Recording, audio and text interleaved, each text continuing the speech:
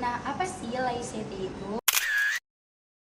Nah, laicite adalah aturan di Prancis yang memisahkan hubungan agama dari pemerintahan. Artinya pemerintahan tidak boleh ikut campur urusan agama dan agama tidak boleh ikut campur urusan pemerintahan. Yang unik dari Prancis adalah mereka melarang orang menunjukkan simbol agama di tempat-tempat pemerintahan seperti sekolah negeri dan kantor pemerintahan. Aturan ini muncul dari sejarah panjang. Dulu gereja Katolik sangat berkuasa di Prancis dan ikut mengatur urusan pemerintahan.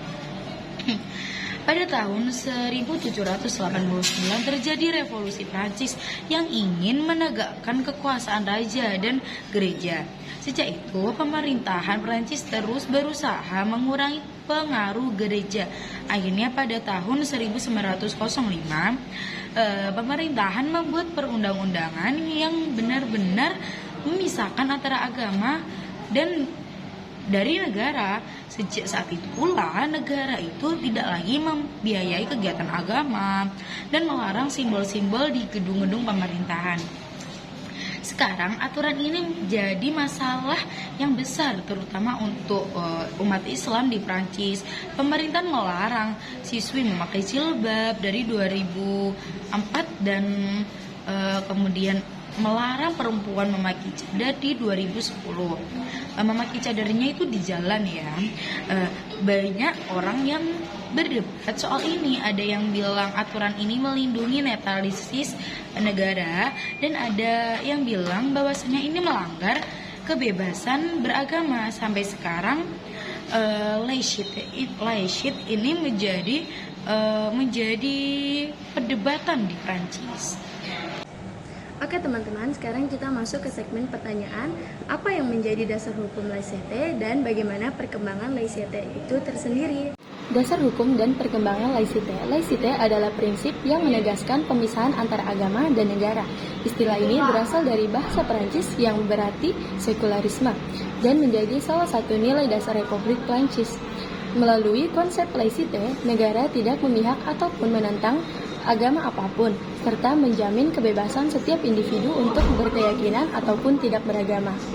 Dasar hukum laicite yang pertama adalah Undang-Undang 9 Desember 1905 tentang pemisahan gereja dan negara, yaitu Loi du 9 Desember 1905. Undang-undang ini menyatakan bahwa negara tidak mengakui, tidak menggaji, dan tidak membantu agama apapun. Setiap warga negara bebas beragama ataupun tidak beragama, dan kebebasan beragama dijamin sepanjang tidak mengganggu ketertiban umum. Yang kedua adalah Konstitusi Republik Prancis tahun 1958, pasal 1. Dalam pasal ini disebutkan bahwa France sont bien individu sekular demokratik and social republik. Artinya, Prancis adalah negara republik yang bersifat sekuler, tidak memihak pada agama apapun, dan menjamin kebebasan berkeyakinan bagi seluruh warganya. Dan yang terakhir adalah Deklarasi Hak Asasi Manusia dan Warga Negara tahun 1789. Pasal 10, pasal ini menegaskan bahwa tidak seorang pun boleh diganggu karena pandangan atau keyakinan agamanya, selama hal ini tidak mengganggu ketertiban umum. Laicite adalah prinsip sekularisme yang berasal dari Prancis, di mana negara dipisahkan dari agama dan negara menjalin kebebasan beragama sekaligus menjaga netralitas terhadap semua agama. Implementasi laicite.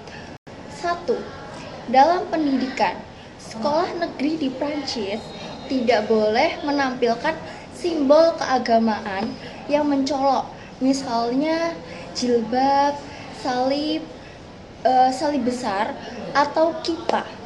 Kurikulum menekankan pendidikan kewarganegaraan, bukan doktrin agama. 2. Dalam pemerintahan dan hukum, negara tidak mengadopsi agama resmi. Kebijakan publik dibuat berdasarkan hukum sekuler, bukan doktrin agama. Pegawai negeri wajib bersikap netral dan tidak menunjukkan preferensi agama. 3. dalam kehidupan publik. Tempat umum dilarang digunakan untuk kegiatan keagamaan kecuali dengan izin khusus.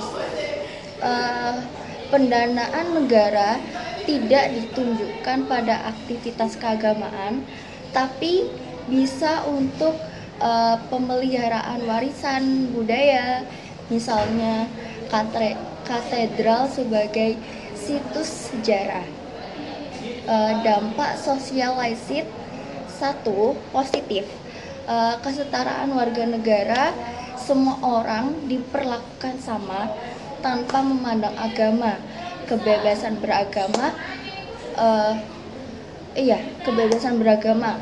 Warga bebas beribadah di ranah pribadi. Netralitas negara, kebijakan publik tidak condong pada agama tertentu. Yang kedua, pada negatifnya, batasan ekspresi agama. 1. Misalnya, larangan jilbab di sekolah negeri dianggap sebagian orang sebagai bentuk diskriminasi. 2. Ketegangan sosial seperti minoritas agama, terutama muslim di Prancis, sering merasa tidak diakomodasi penuh. 3. Yang terakhir, debat identitas. Muncul perdebatan antara melindungi sekularisme versus menghormati kebebasan individu. Oke, jadi laicite itu atau prinsip sekularisme di Perancis pada awalnya lahir sebagai jaminan kebebasan seperti kayak kebebasan berpikir, beragama, dan berekspresi. Ia dimaksudkan sebagai benteng untuk melindungi ruang publik dari dominasi agama dan pada saat yang sama menjaga agar negara bersikap netral terhadap semua keyakinan. Namun, dalam praktiknya hari ini laisit justru menghadapi kritik yang keras bahwa ia telah bergeser dari prinsip netralitas menjadi alat pengekangan. Salah satu kritik utama adalah bagaimana laisit sering digunakan untuk membatasi ekspresi agama, khususnya terhadap kelompok minoritas seperti muslim, larangan mengenai simbol beragama, keagamaan di sekolah atau tempat kerja publik. Jadi seperti kayak jilbab, salib besar atau kippah kerap dibenarkan atas nama laisit. Tetapi pertanyaannya, apakah larangan itu benar-benar menjaga netralitas atau justru menciptakan eksklusi dan diskriminasi terselubung? Jadi tantangan terbesar laisit saat ini adalah menemukan kembali keseimbangannya antara menjamin kebebasan individu dan menjaga ruang publik yang inklusif. Apakah mungkin laisit diterapkan tanpa mengobarkan hak individu untuk mengekspresikan keyakinan secara terbuka?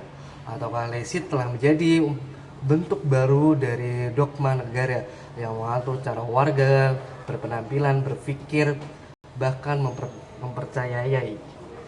Jika laisit tidak mampu berevolusi dan menyesuaikan diri dengan masyarakat yang semakin pluralistik, ia beresiko kehilangan legitimasi moralnya dan pada akhirnya bukannya menjadi pelindung kebebasan, ia bisa menjadi penghalang bagi keadilan sosial dan kesetaraan.